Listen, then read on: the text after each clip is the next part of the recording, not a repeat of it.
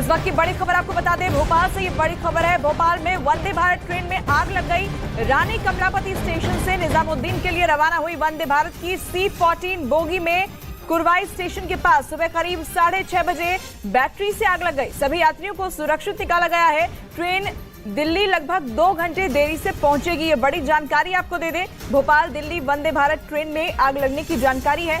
C14 coach में ये आग लगी। हालांकि सभी यात्रियों को वहां से सुरक्षित निकाल लिया गया, लेकिन यही वजह है कि अब ये ट्रेन दिल्ली लगभग 2 घंटे देरी से पहुंचेगी। तो बड़ी खबर लगातार हम आपको बता रहे हैं।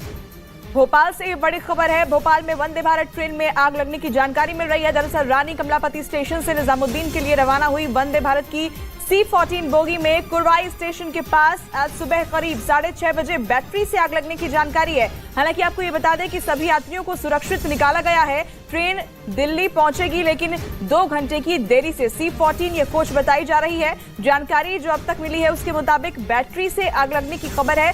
दमकल की गाड़ियां आग बुझाने में जुटी हुई हैं। सभी यात्रियों को वहां से उस कोच से निकाल लिया गया है। सुरक्षित सभी को बाहर निकाल लिया गया है।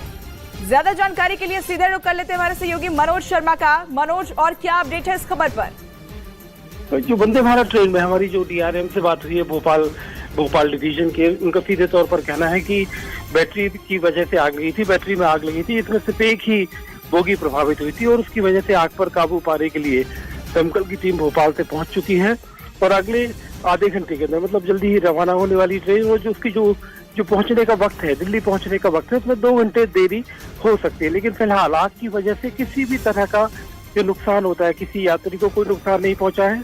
उस बोगी को अलग करके आगे ट्रेन को रवाना करने की तैयारी जल्दी हो रही है। यानी अभी मनोज, जैसा कि आप बता रहे हैं कि दमकल की गाड़ियां जो है वो आग बुझाने में जुटी हुई है। कितनी देर में इस आग पर काबू पा लिया जाएगा? क्या भयावहता है इस आग की? वो जो एक बैटरी की वजह से एक बोगी में आग लगी सिर्फ, और आगे जो अच्छी बात यह है कि आग आगे नहीं फैल पाई।